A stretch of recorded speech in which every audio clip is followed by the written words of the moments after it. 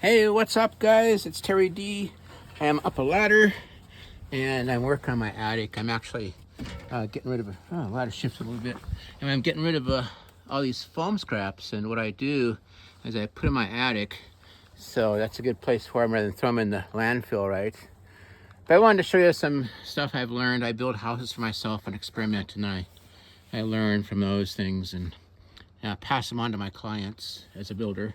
So one of the things I learned is a radiant barrier on the bottom of the roof sheathing. Or this has actually been strapped with 1x4s going across 2 front center this way, and that, some people call them purlins or strapping, and then the metal roof is screwed to that.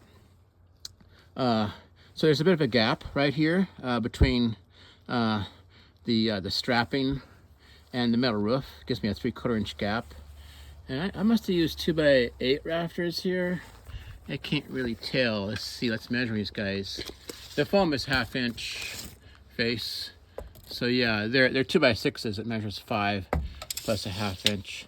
And that, friends, that actually reflects the heat back up to the roof in the summertime. It's a metal roof screwed onto all the purlins. And I just use the Delta rib roofing on it. The attic looks pretty ugly because of all the dust from blowing in the cellulose and stuff. The cellulose is, I'm gonna get on the ladder, I feel uncomfortable. It feels better. Anyway, the cellulose is blown in to about 26 inches thick. And that gives me an R value of R98.8, I think it calculated out to be.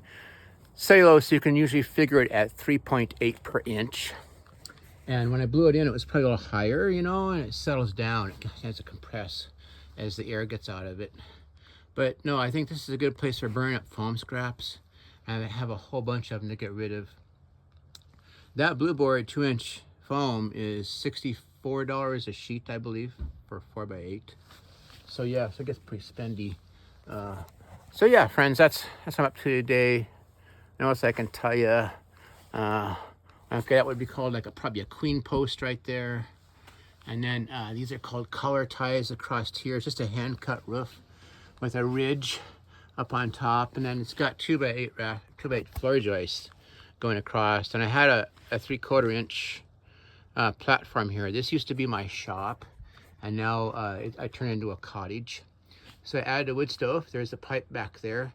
And the reason why there's a window back there is because this used to be a loft, and I'd store a lot of heavy stuff like nails and things up here, which I probably shouldn't.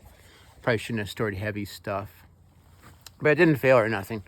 So yeah, it's about 24 feet wide. I think this shop maybe 22. So yeah, I decided to share that. A good way to get rid of scraps is to put them up in your attic. Some of the things to think about is moisture. You don't want, obviously you don't want to be storing water up here. Things that'll freeze. It's not really a storage, it's really dirty. Flies get in here, you know. But for extra foam board to get rid of the scraps and keep it out of the landfill, it's a perfect place to get rid of stuff that's an insulator that's unaffected by water vapor or anything like that, or cold. So that's it, guys. Hope you be well, be safe, and thank you for watching, friends. Love you as always, and be good to each other. It's a tough time right now.